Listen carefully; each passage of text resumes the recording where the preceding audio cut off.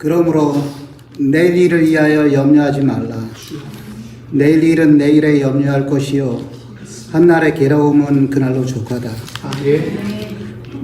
날마다 새로 힘과 은혜를 부어주시는 하나님, 2024년이 시작된 지 벌써 네 번째 주일이 지나갑니다. 연초에 세운 계획들이 2024년 한 해 동안 주 안에서 이루어지게 하시고, 올해를 향하신 하나님의 뜻과 계획이 온전히 세워지게 하시고, 무엇보다 우리 교회가 이 지역을 복음화하고 개인의 삶이 타인의 모범이 되며 하나님이 원하시는 교회 되기에 노력하는 저희 모두 되게 도와주시옵소서.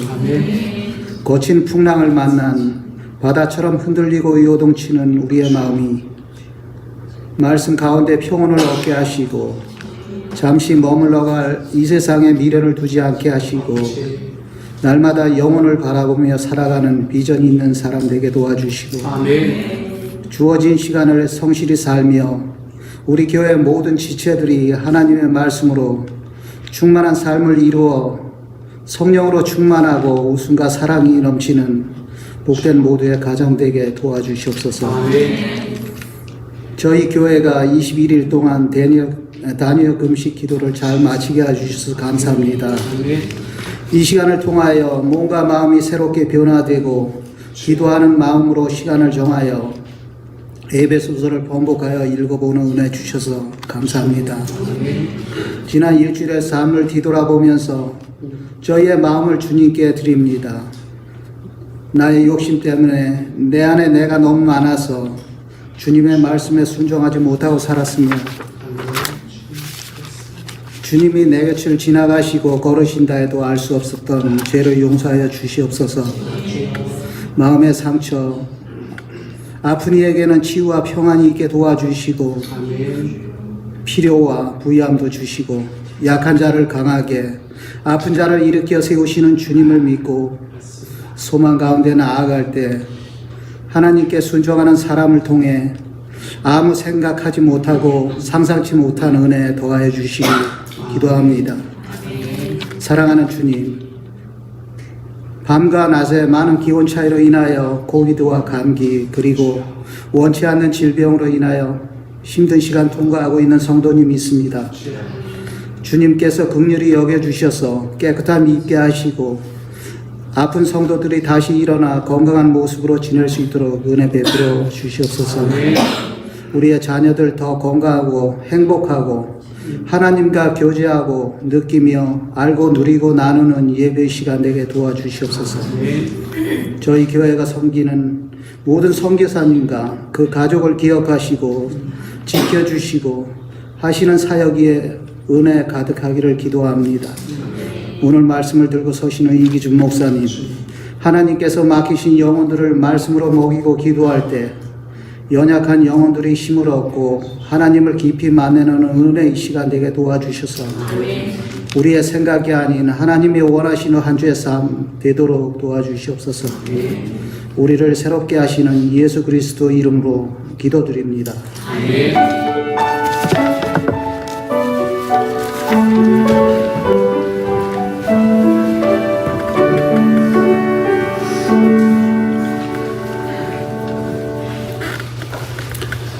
아멘. 이 시간 하나님께서 우리에게 주시는 말씀 함께 읽도록 하겠습니다. 시편 105편 16절부터 22절까지의 말씀입니다. 같은 목소리를 함께 읽습니다. 시작. 그 뒤에 주님께서 그 땅에 기근을 불러들이시고 온갖 먹거리를 끊어버리셨다.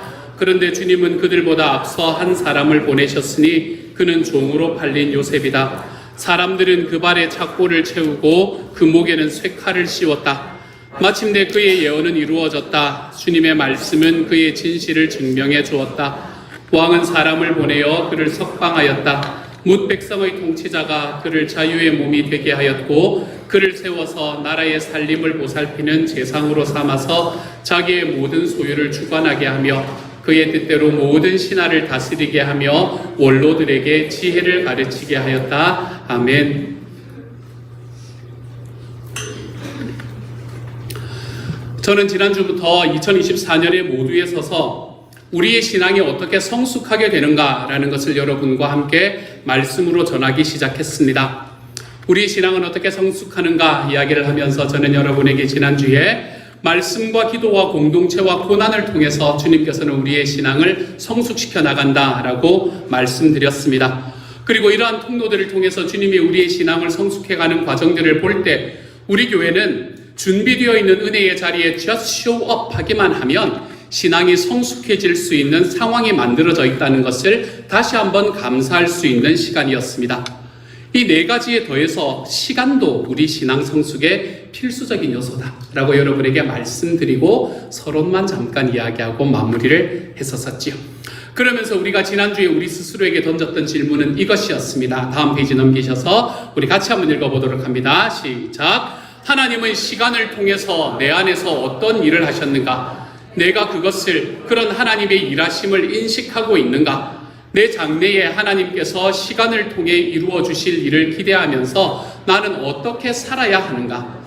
저는 여러분에게 지난주에 이 질문을 여러분에게 드렸습니다. 한 주간 살아가면서 여러분의 삶에서 처음에 예배당에 나온 날, 처음에 하나님이 여러분이 죄인임을 알고 하나님 앞에 회개하고 예수님을 여러분의 주님과 구주로 믿었던 그 첫날과 지금을 한번 비교해보자 그랬습니다. 그리고 그 비교해가는 과정 속에서 여러분은 어떤 변화가 있었는가, 나는 지금 어떤 성숙함을 가지고 있는가라는 것을 글로 한번 적어보자고 이야기를 했습니다. 그때도 했던 내가 지금도 한다. 그러면 여러분 별로 변화가 없음. 이렇게 적어볼 수도 있는 거고, 내 마음이 다른 사람에게 나아갈 때 내가 누군가의 이야기를 내가 온전히 되갚아주기를 바라는 그런 마음에서 이제는 조금 더 여유로워지는 마음으로 바뀌었으면 좀 여유로워졌음. 이런 식으로 여러분이 한번 적어보자고 이야기를 드렸습니다. 한번 해보셨나요, 여러분? 혹시 해보지 않았으면 이번 주에 다시 한번 해보시기를 바랍니다. 앞으로 우리는 7주 동안 이 이야기 계속해서 할 거예요. 그러니까 여러분이 처음에 예수님을 믿는 날로부터 지금 여러분의 신앙은 어떻게 바뀌었는지, 여러분의 시간은 여러분의 삶에 어떤 역할을 했는지를 한 번쯤 여러분이 돌아보고 한번 적어보셨으면 좋겠습니다. 오늘은 이 질문에 대한 첫 번째 대답으로 우리는 요셉의 삶을 바라볼 겁니다. 시간하면 요셉하고 떨어질 수가 없거든요. 그래서 이 요셉의 말씀을 통해서 저와 여러분의 삶의 이 시간이라는 요소를 통해 우리의 신앙이 성숙한다는 것이 무엇인지를 좀 인식하고 이해하고 그것을 우리 삶에서 경험하며 살아볼 수 있는 한 주가 될 수 있기를 소망합니다. 그래서 우리 인생에 하루가 더해지면 그만큼 우리가 한 걸음 더 주님 앞에 성숙해질 수 있는 하나님의 사람이 되어가는 이번 한 주간이 좀 되어갈 수 있기를 우리 주님의 이름으로 축복합니다. 먼저 시간에 관한 이야기를 좀 합시다. 시간 하면 이거 이렇게 이야기하시는 분들도 계시고, 저는 이게 없기 때문에 요즘에는 시간 하면서는 이거 이제 이렇게 이야기하고 그러는데, 어쨌든 시간이라고 이야기를 하는 것이 무엇인가부터 한번 좀 살펴보도록 하죠. 오늘은 조금 어려운 이야기를 할 겁니다. 지금만 좀 어려운 이야기를 하도록 하십시다. 필요해서 제가 루아흐와 네페시는 아니잖아요. 죄송한 거죠. 기억이 나시는 분 계십니까? 또 기억이 안 나면 안 나는 대로 또 은혜가 되는 거예요. 하여간 시간을 표현하는 헬라어 단어의 두 가지가 있다는 것을 여러분에게 잠깐 말씀을 드릴 예정입니다. 앞으로 우리가 몇 주 동안이나 우리 삶에서 이 시간의 역할이 무엇인가라는 걸 살펴볼 것이기 때문에 이 시간이라는 것이 가지고 있는 두 가지의 단어가 가지고 있는 차이가 무엇인가를 아는 정도는 아는 정도는 필요할 것 같습니다. 먼저 크로노스라는 단어가 있습니다. 이 크로노스라는 단어가 우리는 헬라어로 시간을 표현하는 단어입니다. 이 크로노스라는 단어는 어떤 단어인가 하면 해석은 이렇게 돼요. 인간 역사 속에 흐르는 연대기적인 시간, 즉 매일 어김없이 낮과 밤이 찾아오는 시간, 동식물이 생기고 늙고 병들고 죽어가는 시간, 이렇게 표현을 합니다. 크로노스 시간이라고 이야기하면 쉽게 말하면 우리가 살아가는 세월을 이야기하는 거예요. 우리가 살아가는 세월. 제가 어릴 때 태어나서 지금 이제 51살, 곧 바뀌겠지만 어쨌든 51년을 살아오는 과정 속에서 제 삶을 쭉 지나왔던 저의 세월, 이런 걸 크로노스라고 이야기를 합니다. 반면에 이 크로노스라는 말과 반대되는 건 아니지만 좀 다른 의미로 쓰이는 시간이라는 단어가 하나가 더 있는데, 그건 카이로스라는 시간입니다. 이 카이로스라는 단어는 무엇인가 하면, 이 크로노스가 세월이라면 카이로스라는 건 기회와 때를 이야기하는 겁니다. 기회를 이야기하는 게 카이로스예요. 그리스 신화에 나오는 카이로스라는 이 존재가 있는데 이것은 놓치면 다시 붙잡을 수 없는 기회의 시간, 그걸 카이로스라고 이야기를 합니다. 하나님 앞으로 한 걸음 더 나아가다 보면 이 카이로스는 하나님과의 관계 속에 나타나 있는 특정한 시간을 이야기합니다. 그러니까 크로노스의 시간은 흘러갑니다. 근데 하나님과 함께하는 시간에는 특별한 의미가 있어서 우리가 그 하나님과 함께하는 시간이 나에게 기회와 때로 탁 바뀌게 된다는 거예요. 그런 시간을 카이로스의 시간이다, 이렇게 이야기를 하는 겁니다. 정리를 한번 해볼게요. 크로노스는 세월을 이야기하는 거예요, 그렇죠? 근데 카이로스는 기회와 때를 이야기하는 거다. 여러분이 이렇게 정리를 해두시면 이 두 가지의 시간의 의미를 좀 이해를 하실 수 있게 될 겁니다. 자, 요걸 안다는 바탕하에서 오늘 우리가 읽은 본문으로 한번 들어가 보십시다. 오늘 우리가 읽은 본문은 요셉의 삶에 대한 매우 압축된 설명입니다. 이것은 사실은 단순히 요셉의 삶에 대한 설명이 아니라 사실은 요셉의 시간과 하나님의 시간에 대해서 말하고 있는 거예요. 이건 요셉의 삶을 말하는 게 아니라 요셉의 시간과 하나님의 시간을 비교해 놓는 본문이 우리가 오늘 읽은 본문입니다. 16절을 한번 봅시다. 16절은 이렇게 말하지 않습니까? 눈으로 따라오면서 쫓아오세요. 하나님께서 구약 지역에 주신 기근으로 그들이 의지하는 양식을 끊었다. 이제 이런 이야기가 16절이잖아요. 그렇죠? 이렇게 기근으로 하나님이 양식을 딱 끊었는데 17절은 이게 흘러가는 시간이 아니라는 게 감이 오시죠? 17절은 16절이 일어나기 이전의 상황을 지금 이야기를 하고 있는 겁니다. 그렇죠? 16절에서 하나님께서 이 기근으로 양식을 끊으셨는데 17절에서는 그 기근을 주시기 전에 하나님께서는 한 사람을 앞서 이집트로 보내셨다는 겁니다. 근데 그 한 사람 앞서 이집트로 보낸 사람의 이름이 뭔가 하면 요셉이었다. 이렇게 이제 이야기를 하고 있는 거죠. 요셉은 사실은 형들에게 팔려서 이집트로 건너간 게 17살에 건너가게 되었습니다. 그리고 17살에 이집트로 건너가서 거기에서 바로의 친위제자 대장이었던 보디발이라는 사람의 집에 노예가 되었죠. 근데 18절에 바라보면 요셉이 이집트로 팔려간 것도 부족해서 보디발의 아내의 무고로 요셉은 아무 일도 하지 않았는데 강간 미수범이 되어가지고 왕의 죄수들을 가두는 감옥에 갇힌 일을 우리에게 보여주는 말씀이 18절입니다. 사람들은 그 발에 탁골을 채우고 그 목에는 쇠칼을 씌웠다 라는 말씀의 의미지. 자기는 아무것도 잘못한 게 없는데 사람들에게 몰려가지고 그래서 강간 미수범으로 지금 왕의 감옥에 갇혀있는 요셉의 모습을 이야기하고 있는 겁니다. 이 감옥에서 어떤 일이 일어났습니까? 여러분 예전부터 교회를 좀 다녀보신 분들은 여기서 어떤 일이 일어나셨는지 대충 감이 올 겁니다. 요셉은 이 감옥에서 두 사람을 만납니다. 그렇죠? 왕의 두 신하를 만나게 됩니다. 바로 왕의 술 맡은 관원장과 떡 굽는 관원장을 만나게 되지요. 이 두 사람은 바로에게 범죄했던 일로 죄수가 되어 있던 상황이었습니다. 그런데 어느 날 이 두 사람이 각각 꿈을 꿨습니다. 그리고는 이 꿈 때문에 근심하던 중에 요셉이라는 사람을 만나서 요셉이 그 꿈을 해석해 주게 되지요. 그랬더니 요셉이 꿈을 해석한 대로 술 맡은 관원장은 사흘 만에 복권이 되었습니다. 근데 떡 굽는 관원장은 그날의 사형 집행을 당하게 되지요. 여러분 자기가 이야기했던 이 꿈, 이 두 사람이 꾸었던 꿈, 그리고 자기가 해석해준 그 꿈이 이루어질 것이라는 것을 알았던 요셉은 이 술 맡은 관원장에게 3일만 있으면 이제 이 감옥을 나가서 그곳에서 다시 바깥에서 높은 지위를 차지하게 될 이 술 맡은 관원장에게 자기의 억울한 사정을 설명합니다. 그리고 당신이 만약에 복권이 되면 제발 나를 좀 기억해 주십시오. 내가 억울한 누명 때문에 여기에 들어와 있습니다. 라고 간청을 했지요. 그런데 이 일이 이루어집니까? 창세기 40장 23절은 슬프게도 우리에게 이렇게 말해줍니다. 같이 읽지요. 시작. 그러나 술잔을 올리는 시종장은 요셉을 기억하지 못하였다. 그는 요셉을 잊고 있었다. 이 얼마나 슬픈 일입니까, 여러분? 하나님을 만약에 믿지 않는다면 이만큼 얄궂은 운명이 어디에 있는 걸까요? 자기가 이제는 이 사람 때문에 나갈 수 있을까 생각했던 요셉이 그곳에서 다시 2년을 지나게 됩니다. 그렇게 2년을 지난 어느 날 바로가 꿈을 꾸게 되지요. 그리고 그 꿈을 해석할 사람이 아무도 없다는 것을 알게 됩니다. 그때에 비로소 이 술 맡은 관원장이 누구를 기억해요? 요셉을 기억합니다. 그리고 바로에게 요셉을 소개하지요. 그리고 마침내 요셉은 감옥에서 나와서 바로 앞에 서게 되고 바로 앞에서 꿈을 해석한 후에 향후 7년 동안은 큰 풍년이 올 것이고 그 이후에 7년 동안은 큰 기근이 올 거라는 것을 이야기를 합니다. 요셉의 해몽과 요셉의 지혜에 감동한 바로는 당장 요셉을 높여서 이집트의 총리가 되도록 만들었죠. 이 스토리가 오늘 본문 20절부터 22절까지의 내용입니다. 같이 한번 읽어볼까요? 시작. 왕은 사람을 보내어 그를 석방하였다. 뭇 백성의 통치자가 그를 자유의 몸이 되게 하였고 그를 세워서 나라의 살림을 보살피는 제상으로 삼아서 자기의 모든 소유를 주관하게 하며 그의 뜻대로 모든 신하를 다스리게 하며 원로들에게 지혜를 가르치게 하였다. 이게 아까 제가 이야기했던 그 스토리를 요약해서 설명해 놓은 구절입니다.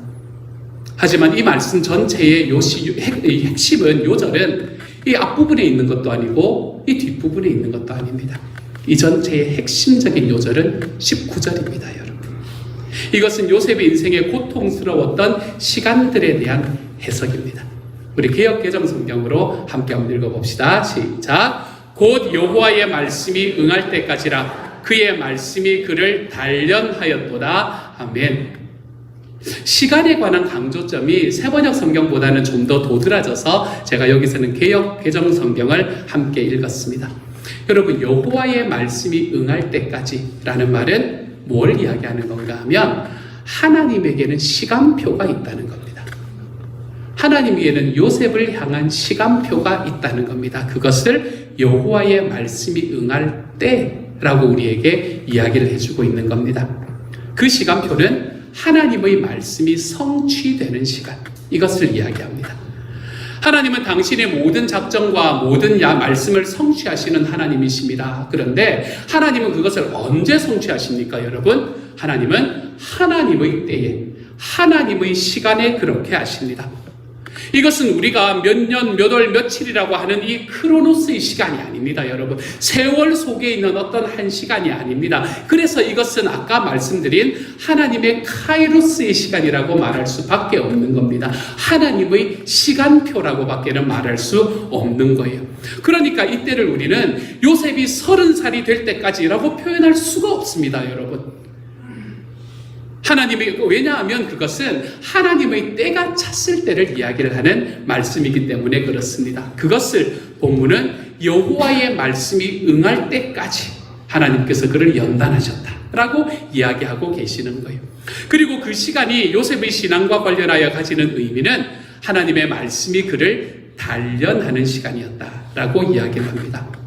그렇게 단련해내다가 요셉의 신앙이 하나님의 말씀으로 단련되기를 딱 마치는 그 순간에, 즉 하나님께서 요셉아, 야, 너 정말 수고했다, 이제는 됐다 라고 하셨을 때에 하나님께서는 비로소 그를 감옥에서 풀어놓습니다.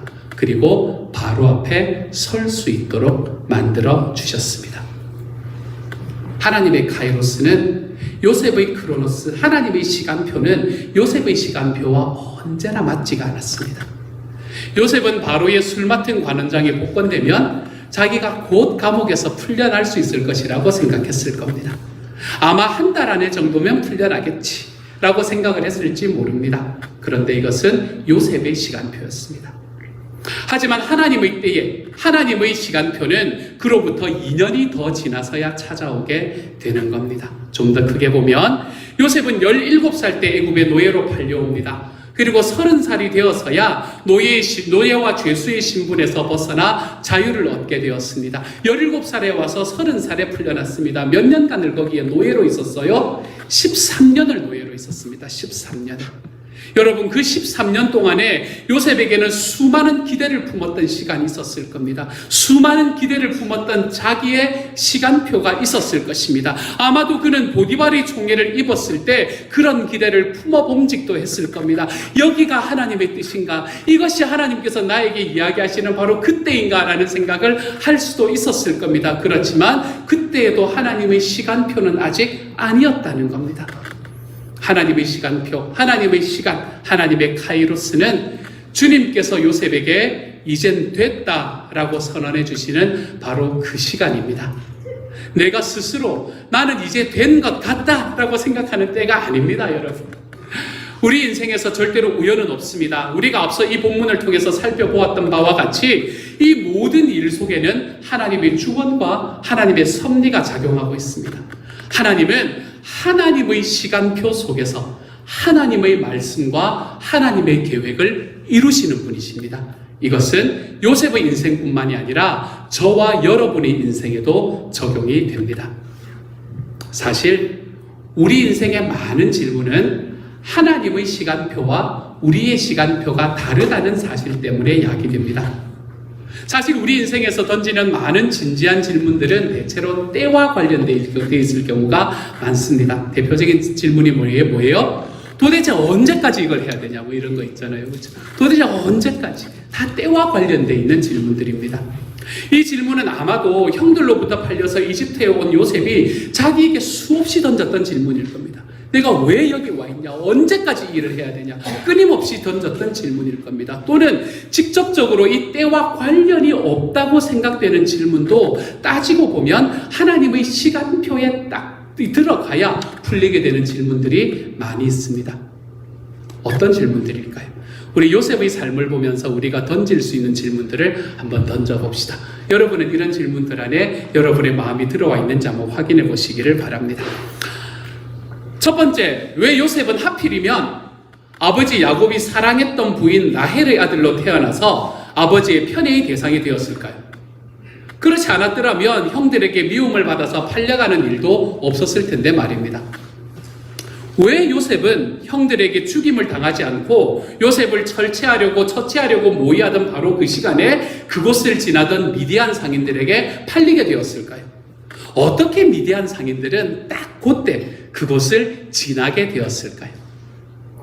요셉은 이집트의 평범한 가정의 노예로 팔려갈 수도 있었는데 하필 바로의 친위대장 보디발 집의 노예가 된 것일까요? 요셉은 왜 하필이면 일을 그렇게 잘해서 그 집의 총무가 되기에 이르렀고 보디발의 아내가 그에게 매력을 느낄 만한 존재가 된 걸까요? 요셉은 왜 억울하게도 보디발의 아내의 무고로 감옥에 가게 된 걸까요? 보디발은 왜 요셉을 죽이지 않고 그것도 하필이면 왕의 죄수를 가두는 감옥에 가두었던 것일까요? 바로의 두 신하는 왜 하필 그때 바로에게 범죄하고 감옥에 들어와 있다가 요셉을 알게 된 것일까요? 이 두 신하는 어쩌다가 같은 날에 같은 밤에 각각 꿈을 꾸게 된 것일까요? 술 맡은 관원장은 왜 요셉을 잊어버리고 만 것일까요? 그것도 2년 동안이나 말입니다. 그리고 바로는 왜 그 시기에 흉한 꿈을 꾼 것일까요? 어떻게 이집트에는 그 꿈을 해석할 사람이 하나도 없었던 것일까요? 하필 왜 그때는 요셉이 관직에 오를 수 있는 합당한 나이인 30살이 되었을 때가 되었던 걸까요? 여러분, 우리는 이 모든 질문에 살다 보니 그렇게 되었습니다 라고 이야기할 수도 있습니다. 아유, 다 우연히 일어나는 일이지, 다 우연입니다 라고 이야기하며 살아갈 수 있습니다. 여러분, 그렇게 살아가시는 분들에게 저는 꼭 한마디 하고 싶어요. 여러분, 우리 인생에 대한 좀 진지한 질문을 하며 한번 살아가 보시기를 소망합니다. 우리가 인생에 질문을 하면 할수록 우리의 삶은 우연이 아니라는 걸 우리는 발견할 수밖에 없습니다, 여러분. 자, 그러면 우리가 이것이 우연이라고 대답을 할 수 우연이라고 대답할 수 없다면 이 모든 질문은 하나님의 시간표가 와 맞추어졌을 때 우리는 이 모든 것들을 정확하게 해결해 볼 수 있습니다.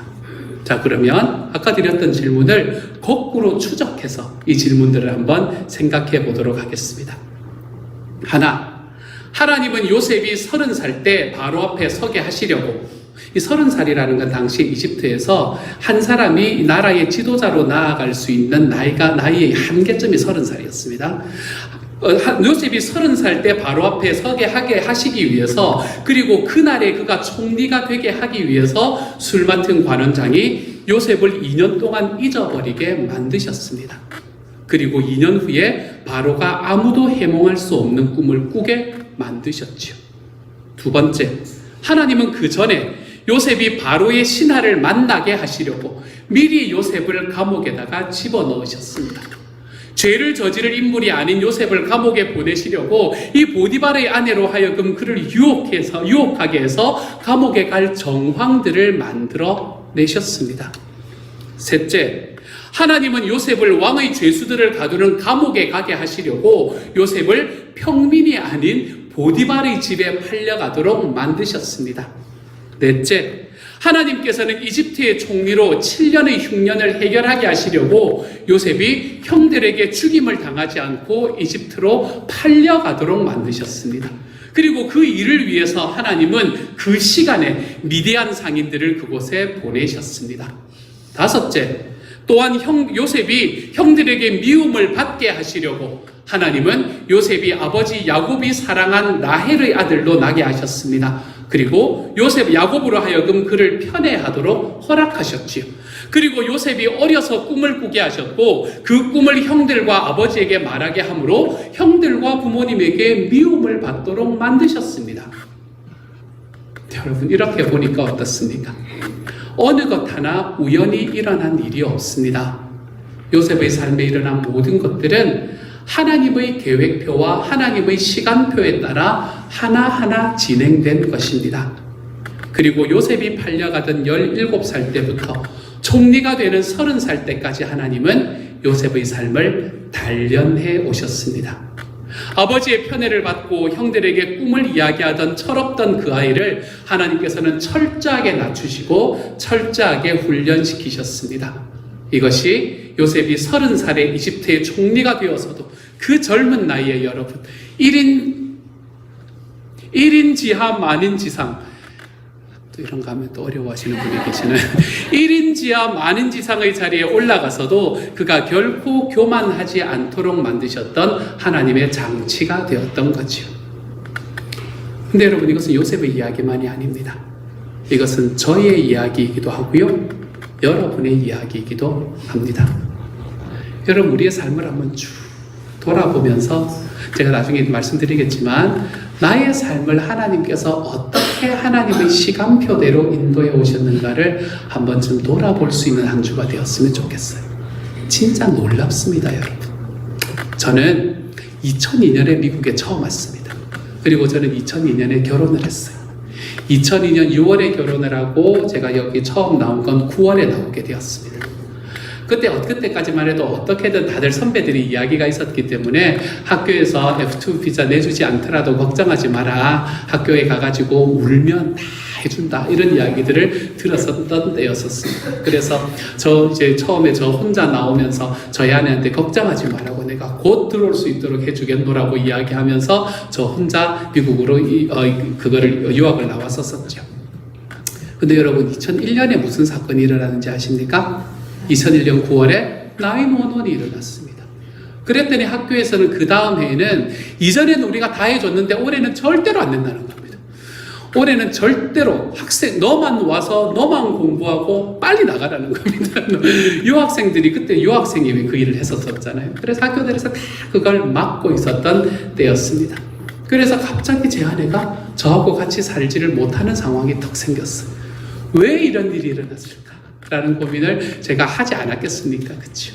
우리가 그런 고민과 그런 생각 속에서 그게 끝나고 난 다음에 제 아내가 했던 이야기 속에서 저는 하나님의 시간표가 뭔지를 그때 알게 됐습니다. 제 아내는 저에게 그때 이렇게 이야기를 했었었죠. 자기는 결혼을 할 때 아내가 될 준비를 하나도 안 했다는 이야기를 했었습니다. 아내가 될 준비를 하나도 안 하고 결혼을 했었는데, 그런데 그 1년의 기간이 있음으로 인해서 자기는 이제 어머니의 딸이 아니라 한 사람의 아내가 된다는 것을 몸으로 알 수 있었던 시간이었습니다. 라고 저에게 이야기하는 것을 들어보면서 이때의 그 시간이 하나님께서 우리 가정에 내려주신 하나님의 시간표였구나 라는 걸 알게 되었었죠.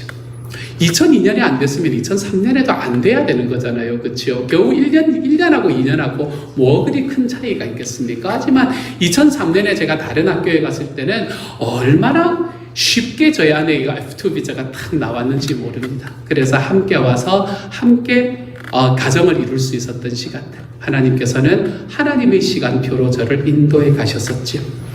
2003년에 저는 PhD 어플라이를 했었습니다. 2003년에 이제 2002년에 처음 나와서 마스터를 9개월을 하면서 3개월 끝나고 어플라이를 하기 시작을 했어요. 아직 페이퍼도 하나 나오지 않았는데 어플라이를 시작을 하는 겁니다. 그렇게 이제 어플라이를 했는데 다 떨어졌습니다. 5군데를 넣었는데 다 떨어졌어요. 그렇게 다 떨어지면서 야, 왜 하나님이 나를 분명히 여기 보내신 게 하나님인데 왜 한국 들어가야 되나? 부끄러워서 어떡하지? 이제 막 이런 생각들을 하면서 있을 때에 이제 학문대에 넣었던 그곳에서 만약에 너가 박사과정이 안 되면 우리가 마스터로 받아줄 건데 오겠느냐 해서 기쁜 마음으로 가겠다 그랬습니다. 그렇게 그곳에 이제 가게 되면서 2005년에 다시 한번 어플라이를 했었었죠. 2005년에 어플라이를 하면서 제가 가졌던 하나님 앞에 기도는 뭐였나 하면 하나님 돈이 없습니다. 주님. 그러니까 하나님께서 장학금 다 주는 곳이면 내가 무조건 갑니다. 이렇게 이야기를 했었어요. 그때 하나님이 저에게 장학금을 주셨던 가장 딱 한 군데 그곳이 바로 여기 있는 GTU, 버클리에 있는 GTU라는 신학교였습니다. 그리고 그곳으로 제가 오게 되었었어요. 지금 생각해보면 2003년에 제가 GTU에 올 수 있는 상황이 있었습니다. 왜냐하면 그때 저 이제 그 같은 교수님이 저한테 내가 써줄 테니까 그런 학교가 있는데 써줄 테니까 갈래? 라고 이야기를 했었는데 저는 안 간다 그랬습니다. 그게 뭐지? 무슨 학교지? 이제라면서 안 간다 그랬어요. 그러다가 2년 후에 다시 이곳으로 오게 되었던 겁니다. 이곳에 왜 하나님께서는 다른 곳이 아니라 LA에 있는 그 클리어몬트에서는 40% 주겠다. 여기는 100% 주겠다. 그래서 제가 여기로 왔거든요. 왜 하나님께서 2년 전에 2년 전에는 안 가게 하셨던 곳을 지금 오게 하셨을까? 그런 생각들이 제 마음속에 참 많이 있었습니다. 그때만 그랬던 게 아닙니다. 2011년에 저는 우리 교회에 처음 오지 않았습니까? 그렇죠? 2011년에 저희 교회에 처음 왔을 때도 제가 우리 교회에 왜 왔는지 저는 잘 몰랐습니다. 그때만 해도 저는 유스의 사역자였고 저는 뭐였나 하면 아카데미와 유스를 함께하는 사역자였습니다. 그래서 진짜 재밌게 사역을 했었던 기억이 나는데 어쨌든 제가 여기에 우리 교회로 오겠다고 결심을 했을 때 제가 이전에 했던 교회에서도 참 즐겁게 행복하게 사역을 했었거든요. 근데 우리 교회에 오겠다고 결심했을 때 그리고 2014년에 하나님께서 저에게 가정교회 목회자 세미나에 참석하게 해주셨을 때 그리고 바로 지금 하나님께서는 제가 2011년에 이곳에 오게 되었던 것이 2005년에 GTU에 오게 되었던 것이 제가 지금 여러분 앞에 서 있게 하기 위한 계획으로 저희 시간을 다루었다는 것을 확신합니다. 제가 여러분 앞에 그렇지 않으면 서 있을 수 없었을 겁니다. 저는 동부에 가고 싶었거든요. 동부에 있는 학교에서 공부하고 싶었습니다. 여러분 지금은 안 간 게 너무 감사하다고 생각합니다. 그 날씨에 어떡하겠습니까? 그렇죠? 하지만 정말 그 마음만 있었거든요. 서부로는 안 간다! 이런 생각을 했었는데 이상하게 서부에 있는 학교들만 저를 원했습니다. 어쨌든 그렇게 해서 제가 이곳으로 오게 되었던 이유는 무엇일까? 내 삶에 우연히 일어났던 것 같은 그런 사건들이 어쩌면 제가 제 스스로의 결정으로 어떤 그 사건들이 지금 여기에 오늘 하나님께서 여러분 앞에 저를 세우시기 위한 하나님의 계획표와 시간표 안에 있었다는 것이 너무나 저에게 분명해지는 겁니다. 사랑하는 여러분, 여러분의 인생도 마찬가지입니다. 여러분 인생에 살아오는 모든 과정 속에서 하나님은 하나님의 시간표대로 여러분을 인도해 가십니다. 저는 이번 한 주에 여러분이 그 하나님의 시간표대로 여러분을 어떻게 인도해 가셨는지를 좀 바라볼 수 있는 시간이 될 수 있기를 소망합니다. 내가 여기에 왜 있게 되었는가? 내가 여기에 왜 있게 되었는가? 저는 제 학부 때까지 따지면 저는 미국에 올 수가 없는 사람이었거든요. 여러분 제가 왜 미국 오겠습니까? 이 미국 이런 말 하면 안 되는데 잡혀갈지도 모르는데 이 제국주의의 나라에 제가 왜 오겠습니까? 학교 다닐 때 하면서 막 미제 이렇게 이야기를 하던 나는 절대로 영어를 배우지 않으리라. 그때 좀 영어를 해놨으면 지금 훨씬 더 편했을 것 같은데 나는 영어를 배우지 않으리라. 왜냐하면 난 미국에 갈 일이 없기 때문이다. 내가 저 제국주의의 나라에 왜 가느냐. 근데 제가 여기에 올 줄 어떻게 알았겠습니까? 제가 여기에 왔던 이유가 저에게 그거를 추천서를 써줄 테니까 네가 한번 가보라고 이야기했던 교수님의 이야기가 저에게 들려왔던 그 이유가 여러분 저는 제가 지금 여러분 앞에 서 있기 위한 하나님의 뜻이라는 걸 확신합니다. 하나님이 그러기 위해서 저를 이곳으로 보내셨고 제가 그런 삶을 살아오도록 만들어내셨지요. 저는 저 여러분의 삶에서도 그런 하나님의 계획표를 좀 바라볼 줄 아는 한 주가 되었으면 좋겠습니다. 왜 이런 일이라는 이야기들이 우리들의 삶에서 나타날 때가 있습니다. 이런 것들은 하나님의 시간표가 오기까지는 제대로 알 수 있는 것이 하나도 없습니다. 때로는 우리의 삶에 있는 살아가는 시간이 의미 없는 시간이 연속인 것처럼 느껴질 때가 있습니다. 이런 삶을 사는 게 마치 낭비인 것처럼 생각이 되는 때가 있습니다. 하지만 하나님의 시간표가, 하나님의 카이로스가 우리에게 오면 우리는 비로소 그 시간이 헛된 시간이 아니었다는 것을, 우리의 삶에는 우연이 하나도 없었다는 사실을 비로소 알게 됩니다. 오늘 19절의 말씀처럼 하나님의 말씀이 응할 때까지 요셉이 보낸 시간들은, 제가 보낸 시간들은 결코 헛된 시간이 아니었습니다, 여러분. 하나님이 그 시간을 통해서, 저를 통해서, 요셉을 통해서 일해 오셨습니다. 때로는 우리의 삶에서 잃어버린 시간처럼 느껴지고, 어떨 때는 낭비된 시간인 것 같이 느껴지지만, 그 모든 시간을 통하여 하나님은 입체적이고 다양한 방식으로 우리 모두 안에서 일하고 계시는 분이십니다. 그러므로 오늘의 본문은 요셉 한 사람의 이야기보다 훨씬 더 큰 이야기입니다. 우리는 비록 요셉의 인생에 국한하여 생각하고 있지만 이 큰 그림, 하나님께서 우리 한 사람 한 사람의 인생을 통하여 이루어 가시는 그 큰 그림과 목적들을 놓치지 말아야 됩니다. 기억하십시오, 여러분. 우리 인생 안에서, 내 인생 안에서 많은 퍼즐 조각들이 맞추어지는 경험을 우리는 합니다. 하지만 사실 우리 한 사람 한 사람이 그 퍼즐이 한 조각이 되어서 하나님의 더 큰 그림과 뜻과 목적을 이루게 되는 것도 우리의 삶에 하나님이 주시는 계획이라는 겁니다. 이 생각을 해보시면 돼요. 우리는 지구에 살고 있지 않습니까? 그렇죠? 우리는 지구에 살고 있고 지구가 너무나 크게 여겨지지만, 여러분, 이 지구는 뭐의 작은 일부일 뿐입니까? 태양계의 작은 일부일 뿐입니다. 태양계는 너무나 큰 것처럼 보여지지만 태양계는 은하계의 작은 일부일 뿐이지요. 은하계는 너무나 큰 것처럼 보여지지만 여러분, 그것은 이 우주 안에 있는 수십억 개의 은하 중에 단 하나에 불과한 은하가 되는 겁니다. 우리들의 삶에 있는, 삶에서 하나님께서는 우리의 삶의 모든 것들을 맞추어가는, 이 퍼즐 조각을 맞추어가는 경험을 하게 하시지만, 사랑하는 여러분, 저와 여러분이 살아가는 삶은 저의 퍼즐과 여러분의 퍼즐이 함께 맞추어져서 하나님의 놀라운 구원의 계획을 이루어가는 하나님의 놀라운 서사시가 된다는 것을 기억하시기를 바랍니다. 그래서 우리의 삶은 결코 작을 수가 없습니다. 내 삶의 작은 것에서 일어나는 하나님의 놀라운 능력은 우리의 삶에서 결코 작을 수가 없게 되는 거지요. 우리 각자는 하나의 완결된 스토리를 쓰면서 우리 인생을 살아갈 겁니다. 우리 한 사람 한 사람의 스토리가 모여서, 하지만 하나님의 구원의 대세사 서사시를 이루게 된다는 것을 기억하시기를 소망합니다. 이런 시야를 가질 때 우리는 지금 자신이 겪는 상황들과 사건들을 좀 더 잘 소화하고 견딜 수 있게 되는 겁니다. 이러한 길로 걸어갈 수 있는 저와 여러분이 되기를 소망합니다. 우리들의 삶에 있는 퍼즐들이 하나님의 때에 맞추어지는 것을 경험할 수 있기를 소망합니다. 하나님이 우연이 아닌 내 삶을 어떻게 주님의 때에 맞춰 필연으로 만들어 가셨는가를 여러분의 삶에서 경험하고 돌아볼 수 있기를 소망합니다. 그래서 내 주님이 하셨구나, 이것을 우리의 삶에 고백해보는 하나님의 사람들이 되어가시기를 우리 주님의 이름으로 축복합니다.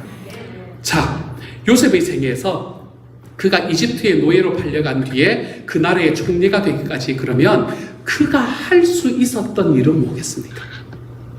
그가 총리가 되기 위해서, 또는 그가 꿈을 해몽하는 지혜를 얻기 위해서 그가 할 수 있는 일은 하나도 없었습니다. 뭘 배웠겠습니까? 요셉은 배울 수 있는 자리가 없었습니다. 뭘 깨달았겠습니까? 뭘 경험했겠습니까? 감옥에서요, 여러분. 요셉이 할 수 있는 일은 하나도 없었습니다. 이것은 전적으로 하나님께서 주도적으로 이끄시고 하나님의 계획에 따라 인도하신 결과였습니다. 모든 사건들이 때에 맞게 일어나도록 하나님께서 허용하셨고, 주도하심으로써 하나님께서 시간 속에서 주님이 일하신 결과가 요셉의 삶의 결과가 되는 것입니다. 다만 요셉이 할 수 있었던 것은 자기가 있는 자리에서 믿음에 걸맞게 좀 신실하게 행동해보는 그 정도였습니다. 믿음을 좀 지켜보는 그 정도였습니다. 요셉이 그랬던 것처럼 우리가 할 수 있는 것도 그 정도밖에는 안 됩니다. 여러분, 저는 저와 여러분이 요셉에 대한 오해를 하나 풀었으면 좋겠어요. 많은 그리스도인들은 요셉이 어려서부터 꿈을 크게 가지기 때문에, 일부 때도 쿰이라 그랬는데 다시 쿰이라 그래. 꿈을 크게 가졌기 때문에 이집트의 총리에 오를 수 있었다고 생각합니다. 사실입니까? 그렇지 않습니다, 여러분. 요셉이 꿈을 크게 가졌기 때문에 이집트의 총리에 이를 수 있었으니 dream big, think big.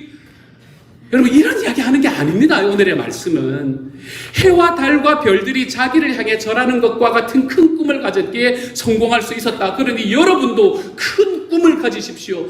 여러분, 오늘의 말씀은 그걸 말하는 게 아닙니다.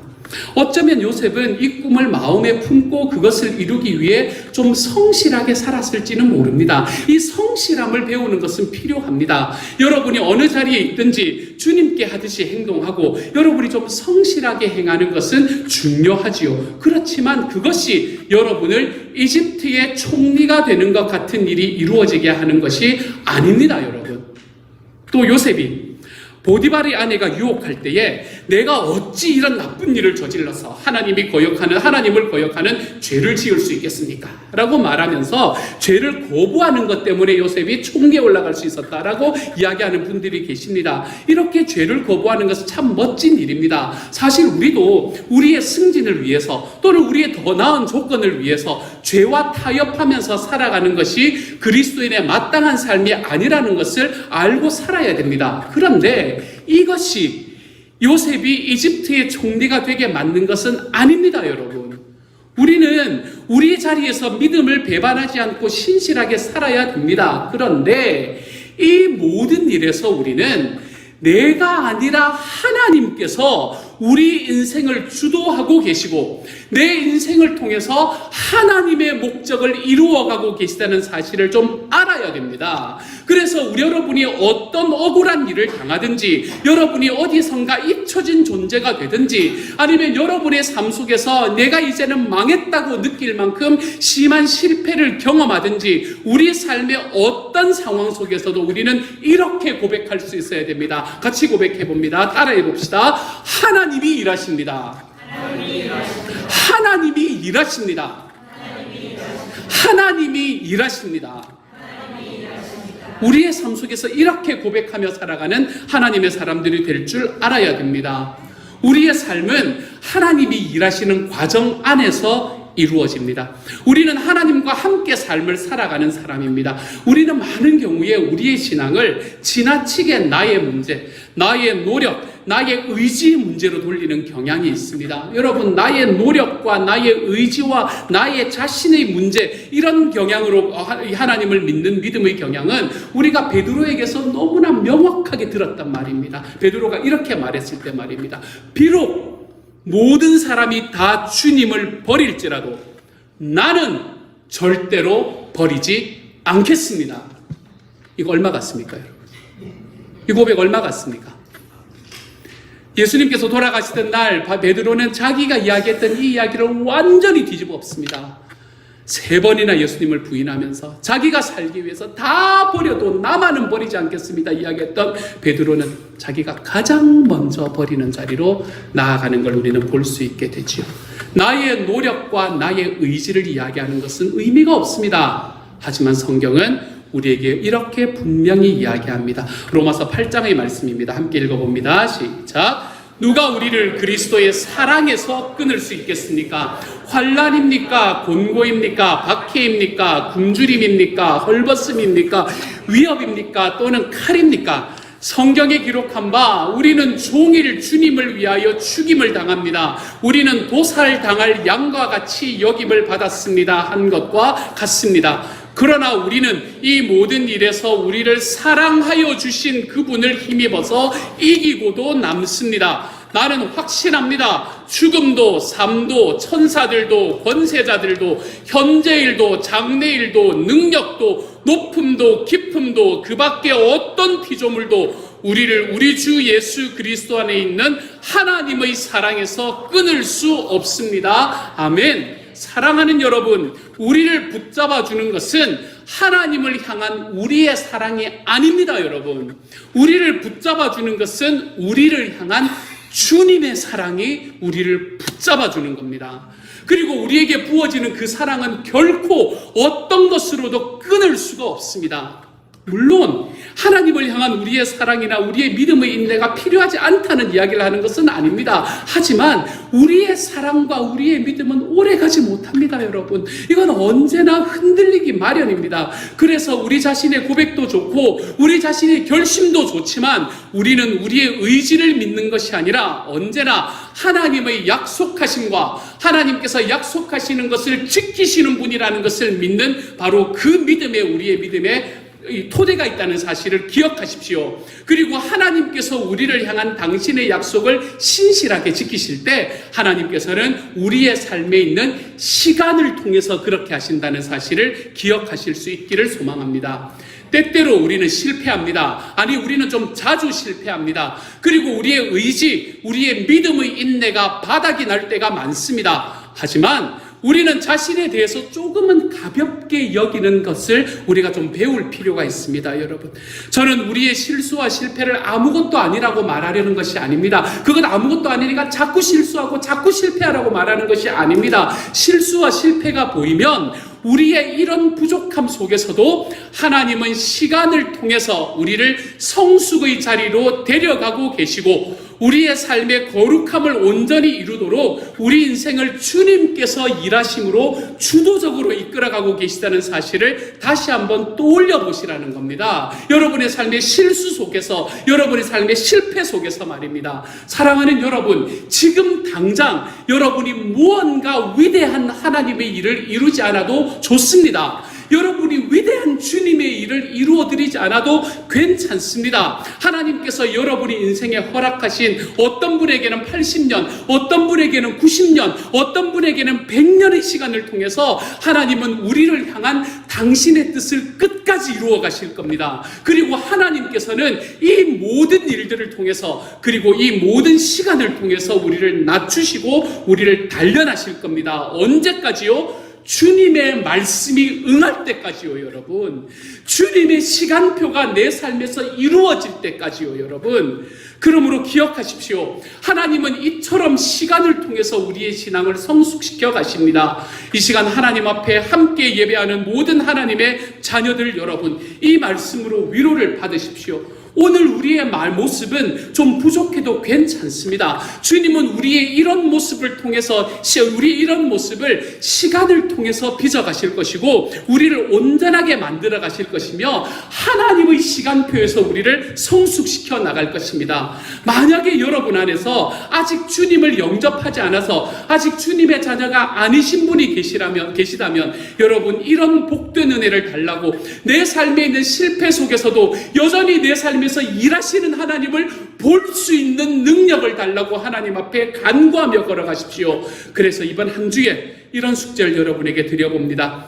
하나님의 시간표가, 하나님의 카이로스가 어떻게 여러분의 크로노스를, 여러분의 인생을 이끌어 왔는지를 한번 기억해 보시기를 소망합니다. 그리고 기억하는 대로 한번 적어보시고 감사하는 자리로 좀 나아가 볼 수 있기를 소망합니다. 주님의 말씀이 응할 때까지 우리를 단련시키시고 어느 순간에는 이제 됐다, 이제 수고했다, 그렇게 말씀하시며 우리에게 하나님의 더 높고 넓고 깊은 길을 열어주시는 주님을 좀 기대하며 걸어가 볼 수 있기를 소망합니다. 내 삶의 앞으로의 10년이, 내 삶의 앞으로의 20년이 내 주님과 함께 내 주님이 일하시는 길로 걸어갈 것이기 때문에 나는 그냥 지금까지 살아왔던 삶을 그냥 반복해가며 은퇴만을 준비하는 자리에 서 있지 마시고요, 여러분. 우리 하나님 앞에서 내가 나에게 허락하시는 주님의 시간에 나를 만들어 가시는 그 주님의 말씀에, 그 주님의 카이로스를 좀 기대하며 살아갈 수 있기를 소망합니다. 그렇게 내 지나간 삶은 감사로, 나의 앞으로의 미래의 삶은 기도로, 기대로 걸어가기 때문에 나에게 오늘 주어진 삶을 내 주님이 일하고 계십니다. 나를 통해서 내 주님의 시간표를 따라 일하고 계십니다. 이것을 고백하며 살아가 볼 줄 아는 하나님의 사람이 되어 가실 수 있기를 우리 주님의 이름으로 축복합니다. 이 길로 걸어가는 과정 속에 저와 여러분에게 주시는 하나님의 놀라운 능력과 은혜가 우리가 주님 앞에 기억하고 하나님을 기대하고 우리 주님 앞에 우리의 오늘을 살아가 보는 그 과정 속에 이번 한 주 동안에 우리 주님께서 주시는 감사와 기대가 그리고 오늘 내가 살아가는 삶 속에서의 성실함이 우리 하나님 앞에서 나타나는 저와 여러분의 한 주간이 되어갈 수 있기를 우리 주님의 이름으로 축복합니다. 이제 평안한 마음으로 세상에 돌아가십시오. 선한 일에 용기를 가지시며 악을 악으로 갚지 마십시오. 항상 연약한 자를 도우시며 병든 자를 찾아보시며 곤란당하는 이웃을 위로하십시오. 모든 사람을 존경하시며 주님께 봉사하고 주님을 사랑하십시오. 모든 일을 믿음과 사랑으로 행하시며 어떤 일에도 소망을 포기하지 마십시오. 그리고 거룩하신 성령님께 순종하여 기쁨과 감사의 생활을 해 나가십시오. 우리 하나님 아버지는 여러분을 항상 도와주실 것입니다. 지금은 우리를 죄에서 구원해 주신 우리 주 예수 그리스도의 은혜와 하나님의 놀라우신 사랑하심과 성령님의 교통하시는 은혜가 우리가 살아왔던 모든 시간에 우리의 삶을 주님의 시간표대로 인도해 오셨던 하나님께 감사를, 나의 삶의 남은 모든 시간에 주님의 시간표대로 인도해 주실 주님께 기대를, 그렇게 살아오는 과정 속에 내가 실제로 사는 오늘의 삶에는 내 하나님 앞에 성실함을 허락해 하시는 하나님을 기대하고 결단하고 일어나는 모든 시온영락 식구들 한 사람 한 사람들을 위해 지금부터 영원토록 함께 계시기를 간절히 축원하옵나이다. 아멘.